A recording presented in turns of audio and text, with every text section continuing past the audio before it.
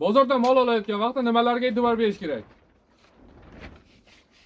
Assalomu alaykum do'stlar. Ko'pchilik bozordan mol olib keldim. 2-3 oydan beri yaxshi yem beryapman, lekin molimda o'zgarish bo'lmayapti. O'smayapti ham, semirmayapti ham deb shikoyat qilishadi. Do'stlar, bozordan mol olayotgan vaqtda asosan 4 ta narsaga e'tibor qaratish kerak.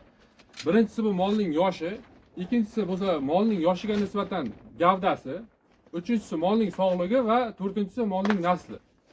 Do'stlar, molning yoshini qanday bilsak bo'ladi deganlar uchun, molning faqat jag' qismida tish bo'ladi, buni hamma biladi.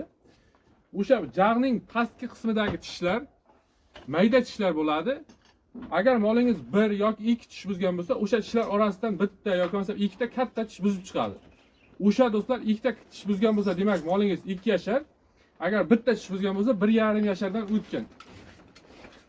Molning yoshi aniqlangandan so'ng gavdasi yoshiga nisbatan solishtiriladi. Agar gavdasi yoshiga nisbatan katta bo'ladigan bo'lsa, demak mol yaxshi o'sgan va yaxshi rivojlangan.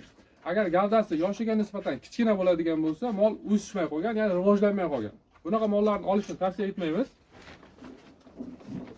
Molning nasli molning o'zgarishi uchun qanchalik muhim rol o'ynaydi. Do'stlar, ko'rib turgan buqalaringizning barchasi o'zimiz jaydari lesniy poroda buqalar, lekin bularning o'zgarishi turlicha bo'lyapti. O'sishi, semirishi va rivojlanishi ham har xilcha bo'ladi. Shuning uchun mol olayotgan vaqtda uning nasliga ham e'tibor qaratish kerak.